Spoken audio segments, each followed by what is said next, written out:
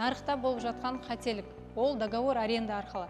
Например, сіз общепит немесе образовательный центр, садик деген сияқты бизнес аштыңыз. Сіз договор арендаға отырасыз, күшті локация подбирать етесіз, и сол локацияны продвигать ету үшін көптеген ақша жұмсайсыз. Сіздің сол, мысалы, кофейня ашатын болсаңыз, сол кофейняға адамның бәрі үйренеді, и 2 жылдан кейін сізді жаңағы арендаға беріп отырған адам помещениеден қуып шығады. Неге? Ол өзі тура сондай кофейня ашады, кофейняның атын кішкене өзгертеді, и сіз еш нәрсе жасай алмайсыз.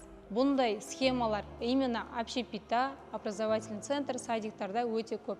Өйткені адамдар ыңғайлы локацияға үйренеді, и через время оларға без разницы, оның артында кім тұрғаны көбінесе еді, и олар сол локацияға привязанный болып қалып қалады. Бұндай жағдай болмас үшін не істеу керек? Сізге договор аренды заключать ететін кезде юристпен бірге заключать ету керек. Сіздің қолыңызға берген типовой шаблонный договор арендайды оқымай, қол қоя салмай, барлық моменттеріне мән беру керек. Сіз қандай сроққа заключать етіп жатсыз? Конкуренция бойынша условия бар ма? Ремонт жасағаныңыз компенсироваться етіледі ма? Нені алып кете аласыз, нені алып кете алмайсыз? Сондай моменттің барлығын детально жазсаңыз, сіздің рисктарыңызды юрист заранее көріп айта алады.